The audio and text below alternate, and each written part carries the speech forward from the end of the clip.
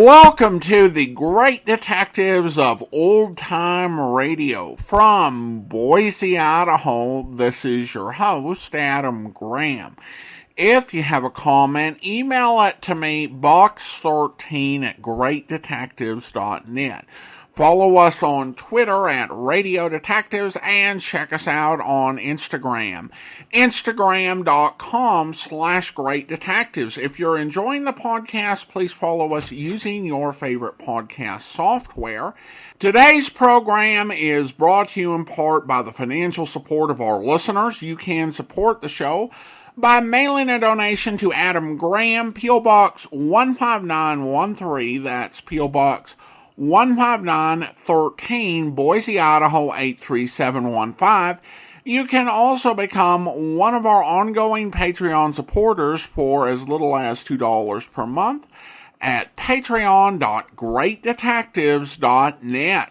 Well, now it is time for this week's episode of Dragnet. The original air date, April 27th, 1950, and the title is The Big Job.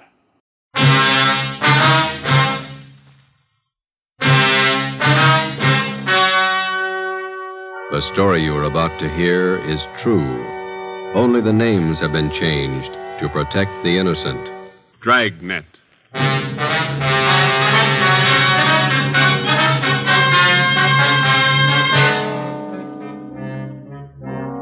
You're a detective sergeant. You're assigned to Bunko Fugitive Detail. You receive information an escaped criminal is hiding out in your city. He's dangerous. He may be armed. Your job, get him.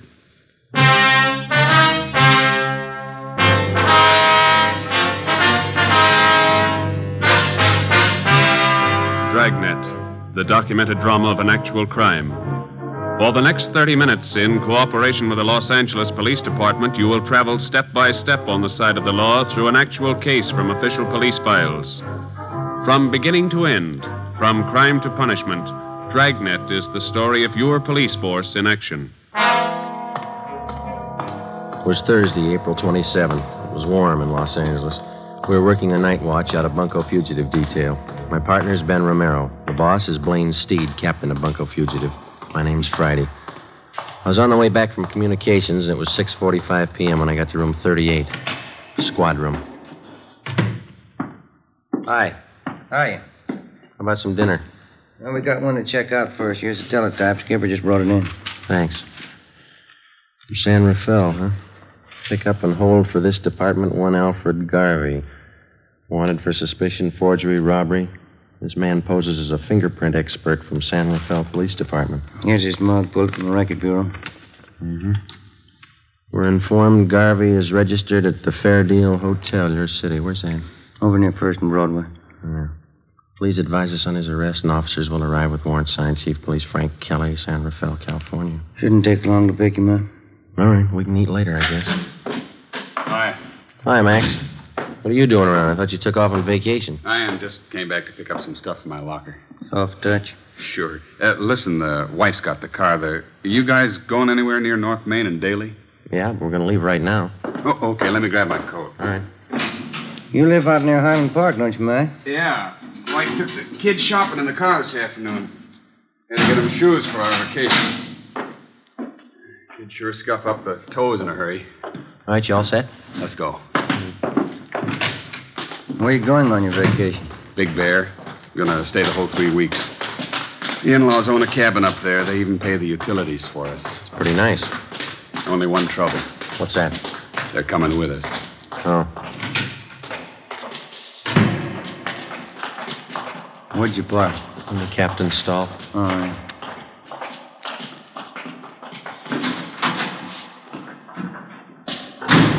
All right, in the back. Okay.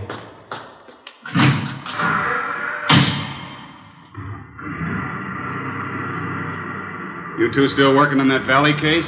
No, we washed it up Monday. What's this one? Teletype from San Rafael. I want some guy picked up. Here's a mugshot. Who's Richards going to work with while he's gone, Mac? I don't know. What's the crowd up ahead? Oh, yeah. Shriners Convention. I forgot they were having a parade tonight. You better stay over to one side. I think we can get through all right. Watch those kids there. Yeah, there we go. That's the place up ahead, isn't it? Fair deal, yeah. We got to stop by this hotel a minute, Max. You want to wait here? I'll come in.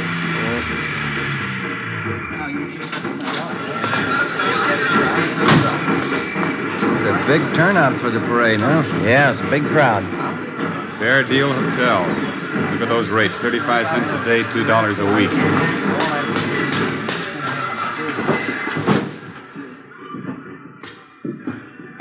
Yes, sir. Can I help you?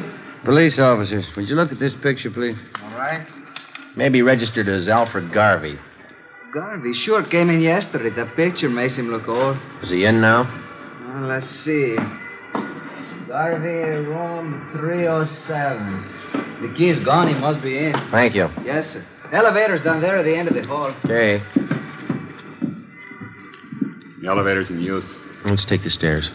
I'll wait for you here. I want to see the parade. Okay, Mike. I've never seen it to fail. It's sad. Stairs. Every time my arch is hurt, we get a thief to check who lives upstairs. Just one more flight. Yeah.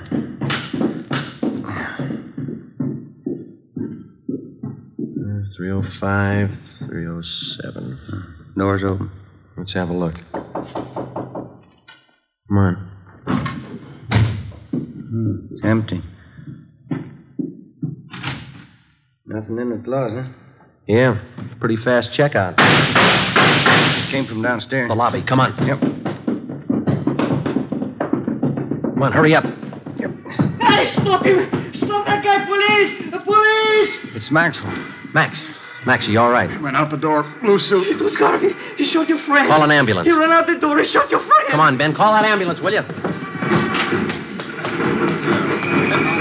Hey, you. Did you just see a man come out of this hotel? What'd you say? Did you just see a man come out of this hotel? That one? I don't know. All right, Ben, you go that way. I'll check up this way. Yeah, right.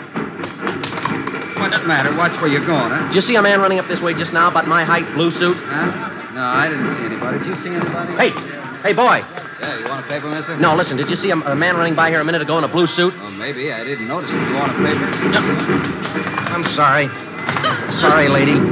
Ben, over here. Yeah. Did you spot him? No, we're gonna need help. All right, come on.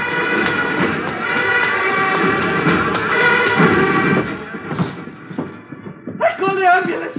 You better help your friend. He's bleeding. I don't know what to do. Ben, get a hold of communications. Get some help out here. Right. The guy came down in the elevator. It was Garvey. Your friend tried to stop him. Garvey shot him right in the face. All right, stop yelling, It was terrible. Now, look, he's bleeding. You better do something. Will you shut up? Max, how is it? Chest hurts. Yeah, all right, easy, huh? Garvey came out of the elevator fast with a gun. All right, take it easy now. Joe, I got communications there blocking off the area. It's fine. Watch that front door. Will you keep those people out of here? Yeah. Chest. I'll be here in a minute, boy. Call the wife, Eleanor. Ambulance is here. Yeah. He looks bad. Well, he's not going to get any worse. He's dead.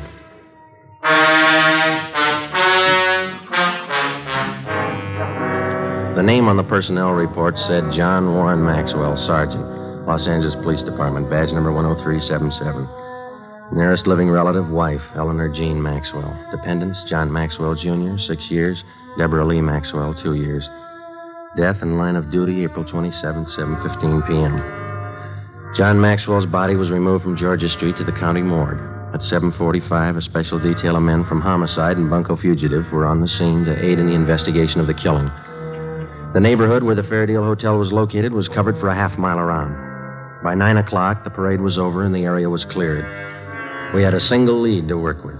In checking out the different taxicab stands in the neighborhood, we found out that 3 separate fares had been picked up within 2 blocks of the hotel 4 minutes after the shooting. Ben and I went to the offices of the taxicab company. The cabs in question were called in and the way bills were checked. The times of the 3 different trips were listed, and so was the address of each destination. We copied down the addresses and then interviewed the drivers. We're going to give each one of you half a dozen pictures. Like to see if you can identify any of them as passengers you picked up tonight near the Fair Deal Hotel. All right, here you go. There you are. 4, 5, 6. Check them carefully, please. Here are yours right here. Take a good look at each one of them. Huh? Okay, thanks. Now, fellas, take your time. Look them all over real good before you make up your minds. Yeah, here's the one, Sergeant. No mistake. Let me see. Where'd you pick up this man? About a block from the hotel. I drove him to a place on 14th Street. Same address on the waybill. Ben? Yeah? Alfred Garvey.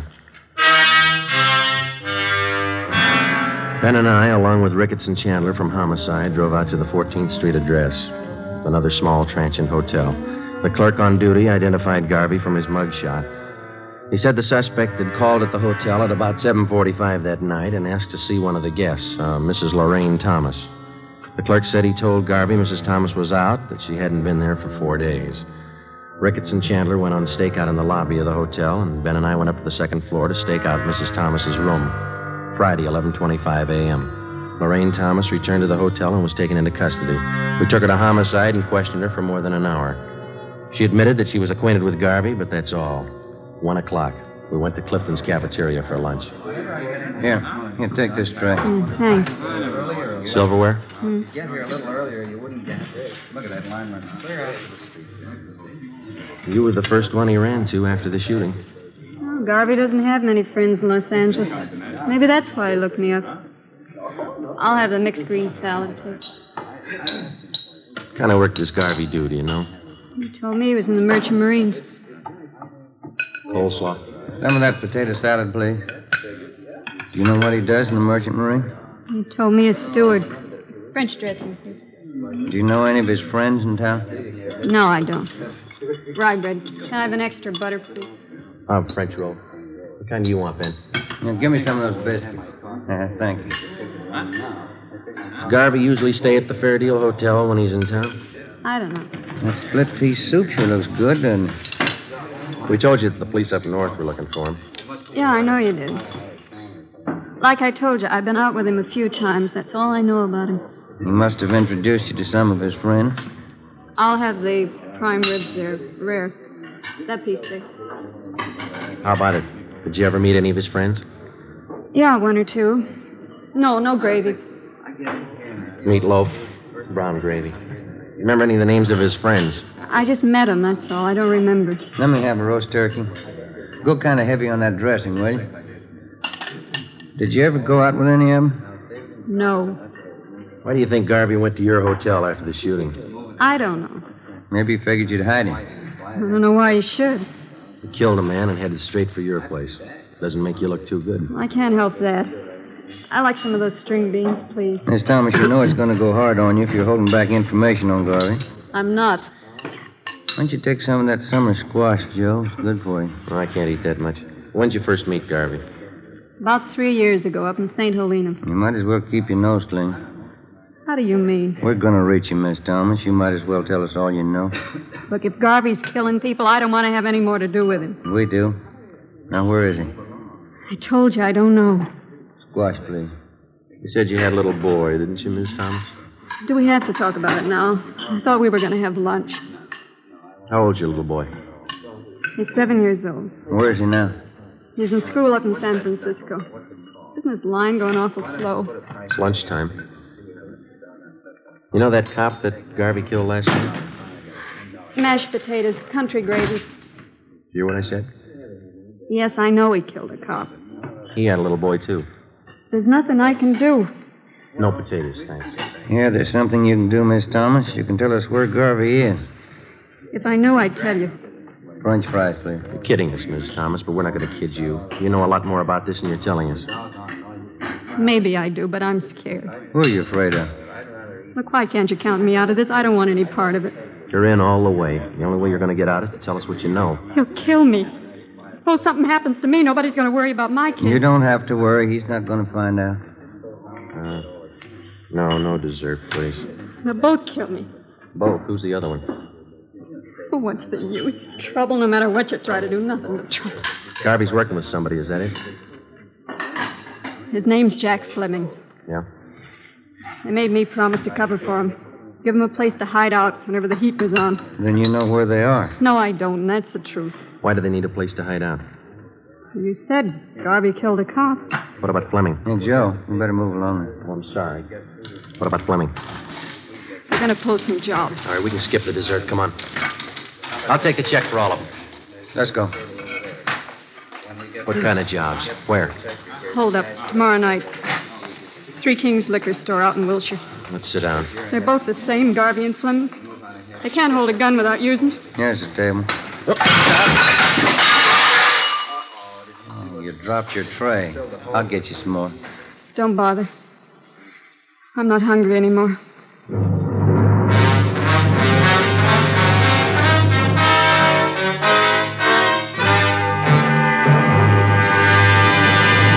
You are listening to Dragnet, the case history of a police investigation, presented in the public interest.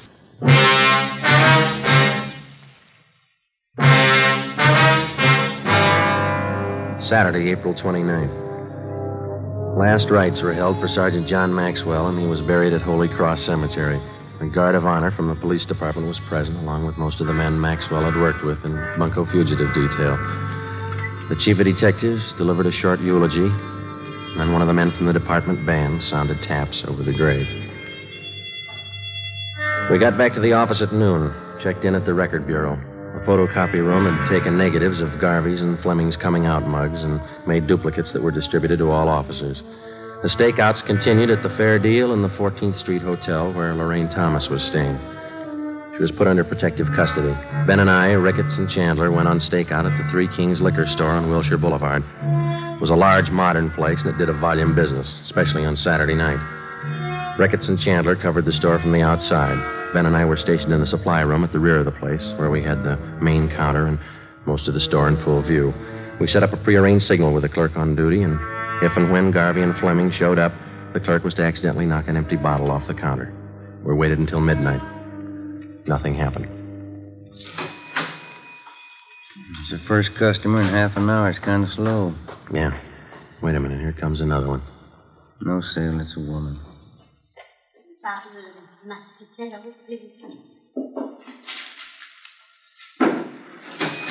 Clerk sure got the jitters. Well, I'll put in with him.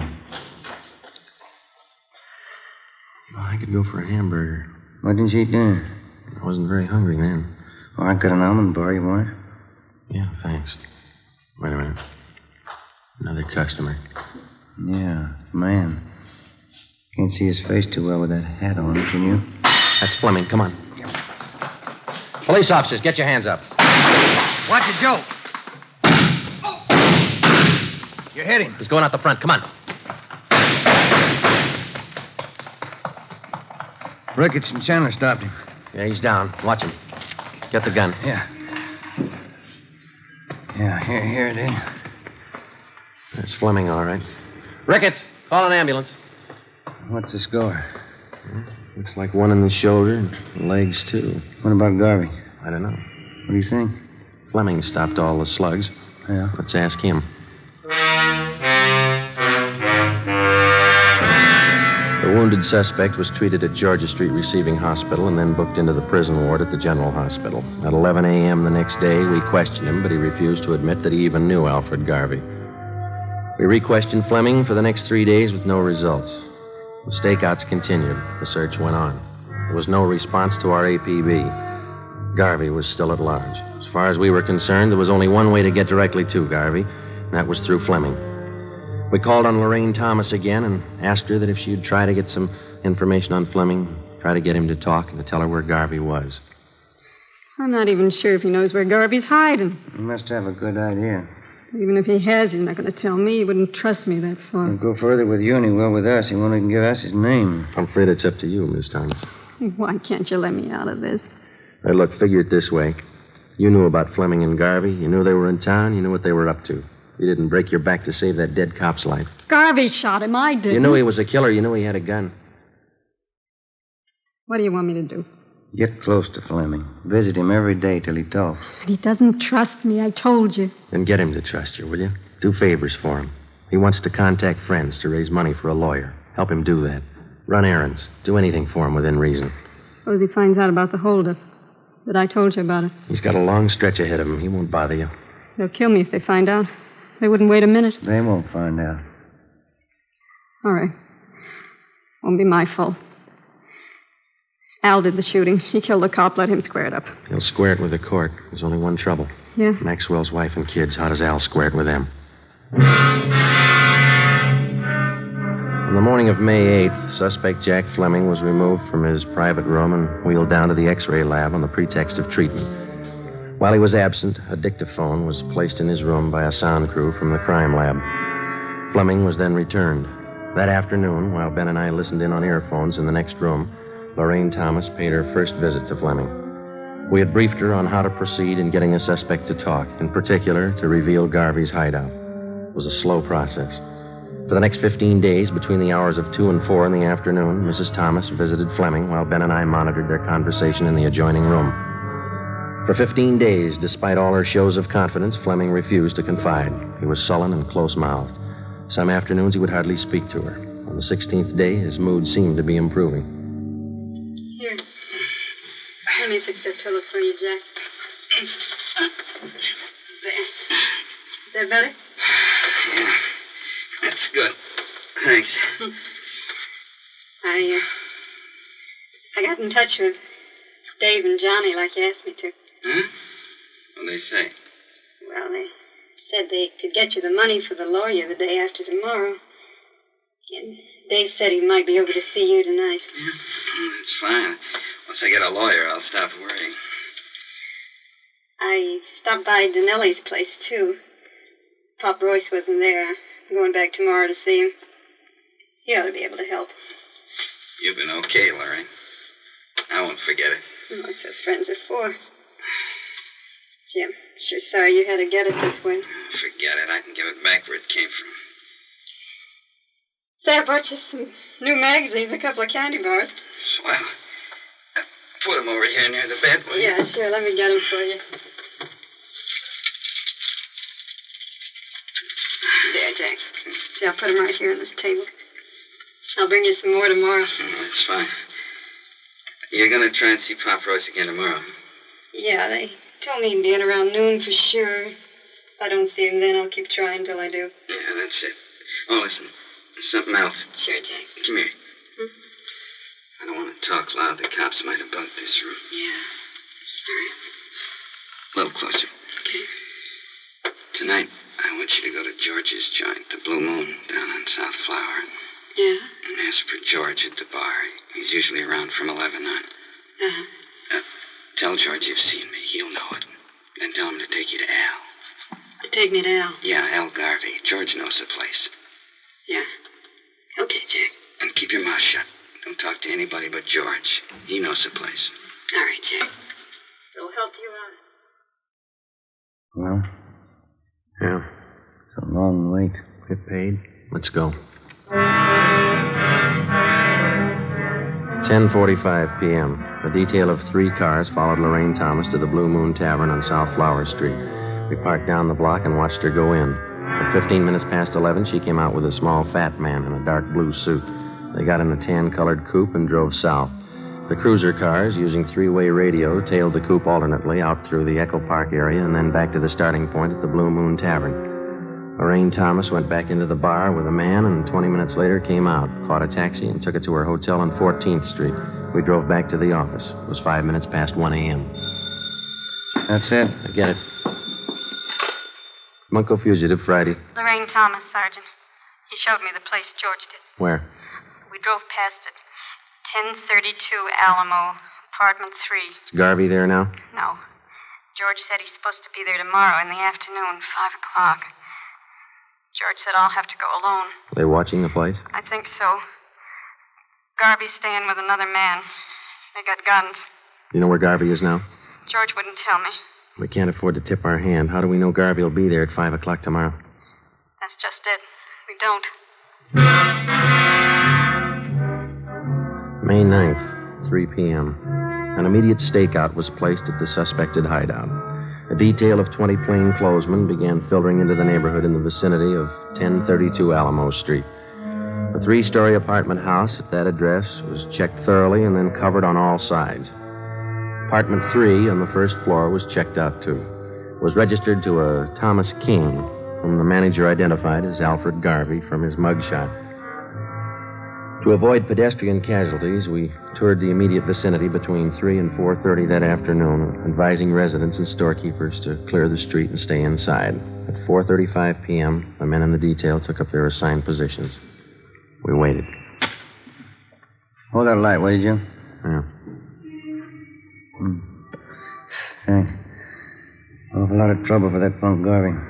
Be more trouble if he doesn't show. No such luck. Tan coupe coming down the street behind us. Same one we tailed last night. A girl driving. There's 2 guys with her.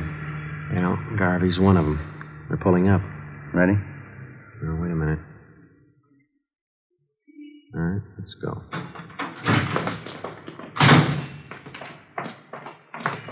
Police officers, hold it right there. Hell, cops! Don't get down. They're behind the car. Throw him in, Garvey. You haven't got a chance. Hell, break for the house! All right, hold it, Ben. That's it. Both of them. Come on.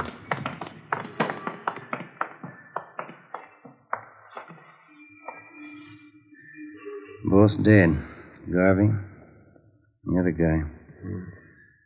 Rotten case. Rotten business.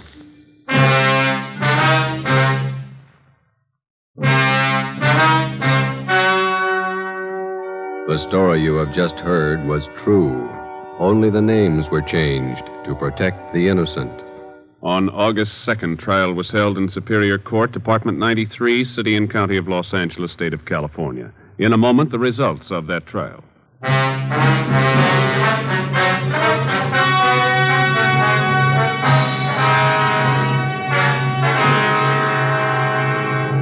Jack Fleming, the only survivor of the hold-up gang, was found guilty of several counts of armed robbery. Garvey's accomplices who aided him in hiding out were tried and convicted of being accessories. They are serving prison terms as prescribed by law.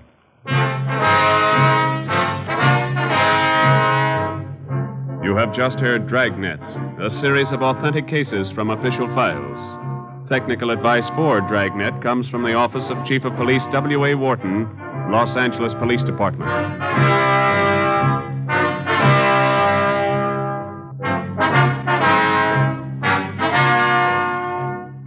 The Halls of Ivy is pleasant listening tomorrow on NBC.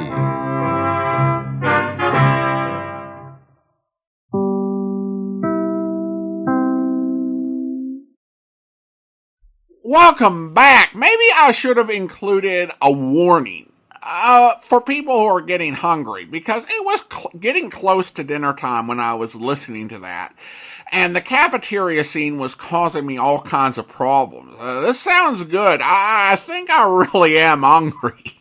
I had a sense as soon as Max got a ride from Friday and Romero that he was a dead man. It does make me wonder how rules in modern departments work for these sort of situations. Giving a ride to an off-duty officer who's presumably unarmed since he was technically out of the office seems like this huge liability issue for the police, and also just a safety risk to the officer. And it makes you wonder whether occurrences like this have led various departments to tighten up rules on having these sort of ride shares on duty. Obviously, they didn't expect the Garvey to be carrying a gun. You know, he was wanted on a forgery warrant. But you never know when you go out to get a suspect. And so I wonder how modern departments handle this. All right, well, listener comments and feedback, and we start with Alexis over on Good Pods.